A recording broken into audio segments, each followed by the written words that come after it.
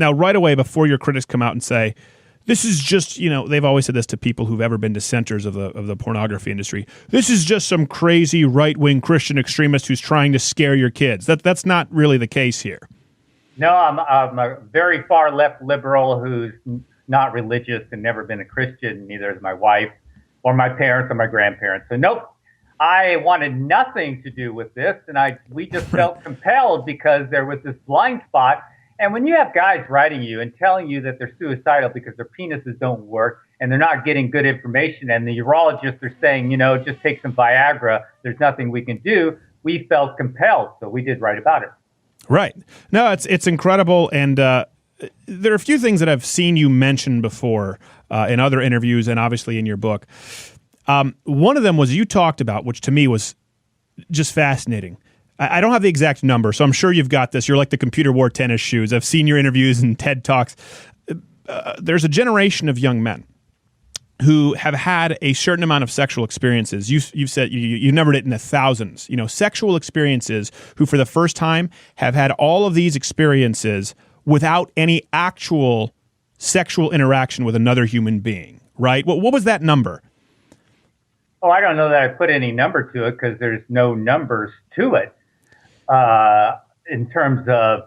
I read something. I could be misquoting it, where you talked about how there's a point now where you have kids who I think it was a certain percentage aren't even actually interested in real sexual interaction, and many of them have had certain sexual experiences based, with pornography, but no actual sexual interaction. And there was a number in there that I remember just shocked me. So I'm not pulling it out of nowhere. There was a number that shocked me. No. I think what you're saying is you're looking at Japan. So Japan had a number, 36% of young men ages 16 to 19 had absolutely no interest in sex. And that number doubled from 2008. So we see a tremendous rise in Japanese young men who had technology ahead of the game, and they are okay with porn over there. And it's just unfathomable to me that a teenage guy would have no interest in sex. Yeah, to me either. I mean, I'll tell you what, even as a Christian conservative, it was like a full-time job just thinking about it. It was exhausting. I always tell women when they go, is that all you guys think about? Well, from about age 14 through, 20. Yes, literally. It is pretty fascinating, again, that you're sort of a liberal, not interested in religion.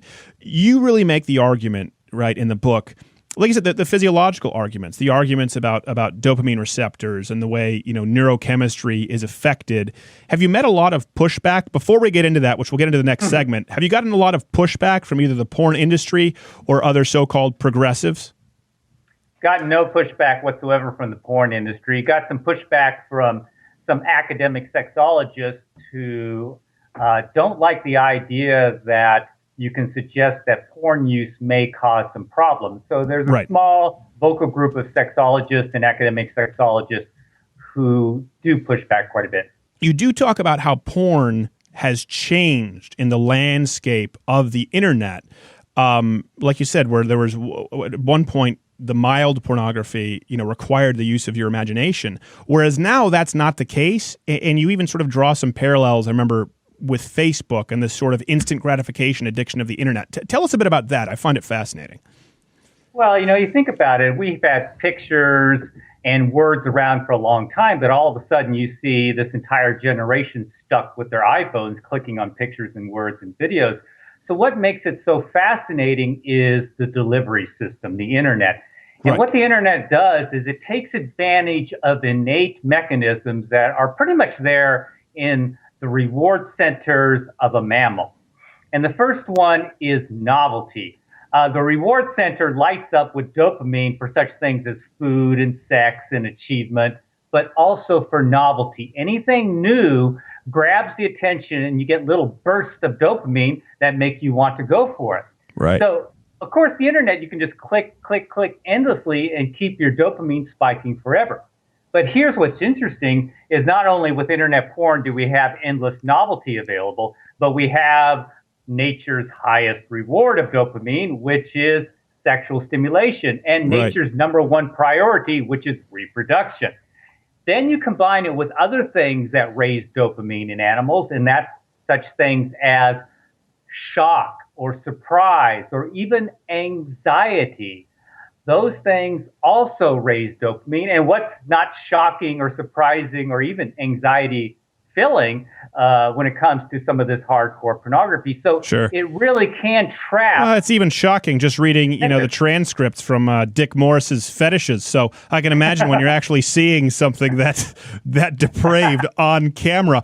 And I think you mentioned too, I've heard you mention it, I want to clarify for the listener, not only novelty, but specifically with dopamine, novelty, you included the exceeding of expectations, which basically happens all the time online, right? If I say, hey, I want to research, I don't know, coffee mugs in World War II, boom, there's more than I could ever read on coffee mugs in World War II in a lifetime, right? And that causes a spike in dopamine, and you're combining that with sex. Yeah, so what makes dopamine go up isn't necessarily food, because you can keep eating and you're just like, oh, I don't want to eat anymore. Right.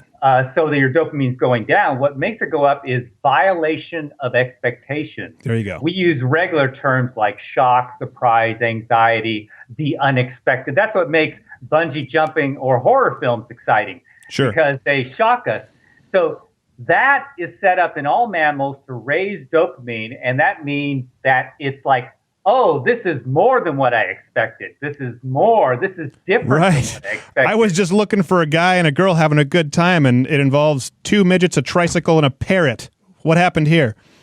Or as the young guys describe when they're 12 years old, they just, they're getting interested as the hormones come up and they put in boobs, and not boobs come up, but my God, this crazy stuff that isn't even sex right. comes up, and it's videos, which videos are far more engaging than pictures. Yeah. And the other thing to know about videos is they actually co-opt and replace imagination in young men. And here's the thing about when you're watching something. So people talk about dopamine, and I talk about dopamine and how it's raised, but what's the end result of dopamine? Dopamine's there to wire into your brain so that you will repeat that behavior, because it thinks that behavior is further your survival or the survival of your genes.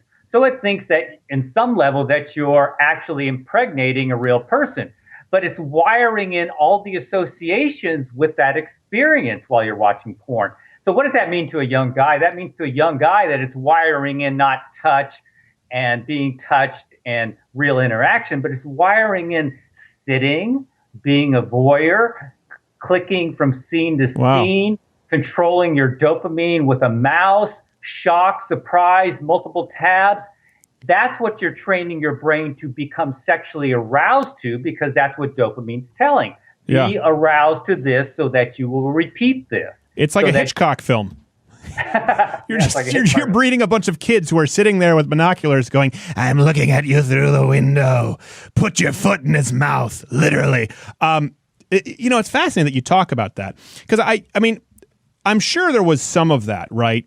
Even when people were looking at a dirty magazine, I don't know. under a we didn't have the same data, though. It's the same reason we talk about this right now. You're really talking about an evolution of human consumption of information since 2006.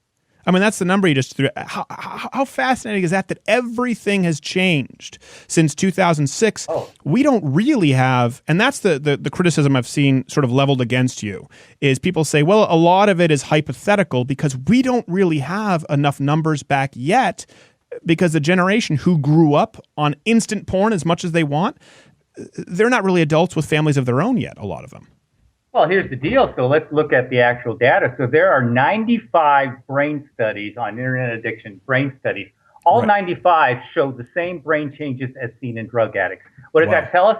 That tells us that audio visual stimulation, when done in excess, can cause the same brain changes as drug addiction.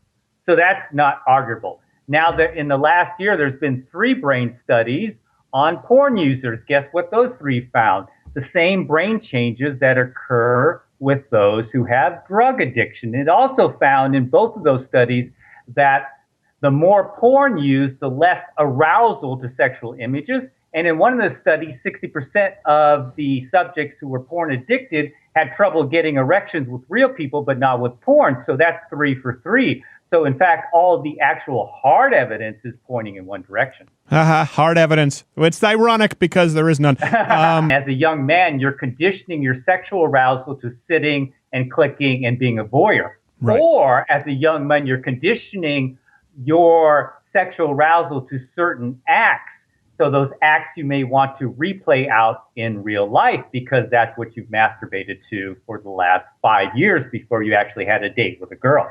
So those two things are occurring. One study was done and it found a tremendous increase in anal sex. And when it asked these young people, 16 to 18, why they were doing it, neither the males nor the females were sure, except they both pointed to porn. And they also, neither the males nor the females enjoyed it, but they felt compelled to do it because they thought that's what they were supposed to do. That's sexual conditioning to act. Wow. So it's almost like, hey, smoke the cigarette, Johnny. It'll make you cool. Only it's, hey, let's do page 85 of this weird sex book, or page 50, or page 56 of PornTube. It's almost like a cyber peer pressure that people aren't even realizing. Now, over the last 2 to 4 years, we've seen young guys showing up in their 20s, sometimes in their teens, with chronic erectile dysfunction. And it's taking them from 6 to 12 months, sometimes 2 years to recover. And even when they're recovered, they're still not completely solid. So it's taking them so much longer, even though they're younger, healthier, have more testosterone, and just have better everything. Yet it's taking them longer. This shows you the power of conditioning your sexual response during adolescence, when the brain is highly malleable and when you're pruning down all these nerve connections to rewire yourself to your sexual environment. And that's what they're doing. And their sexual environment is sitting and watching porn. Now, do you actually go as far as considering this a public health issue that would require some kind of government intervention, or is your goal just to build awareness, on a personal level? My goal is to build awareness. I don't like government intervention, so we can agree on that. Well, then how are you a liberal? Get out of here.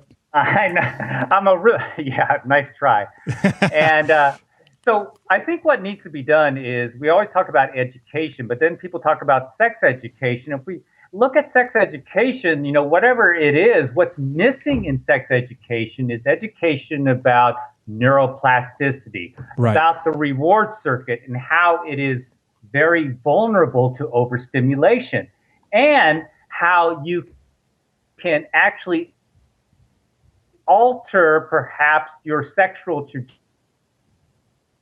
trajectory, your sexual taste, your sexual desires by overstimulating it with a new stimulus that never existed before, high-speed internet porn. That's what I think should be in the sex education that isn't in there today. Watch Good Morning Mug Club live every Monday through Thursday at 10:15 Eastern.